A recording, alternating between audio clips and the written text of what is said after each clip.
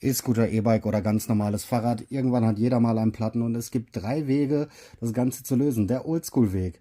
Schön abribbeln, dann Klebepaste drauf und so ein Sticker drauf und das Ganze läuft wieder. Der modernere Weg, wo ihr einfach alles in einen habt, das heißt Loch finden, sozusagen Pflaster drauf und das Ganze rollt wieder ordentlich. Und der modernste Weg heutzutage sind diese Gele.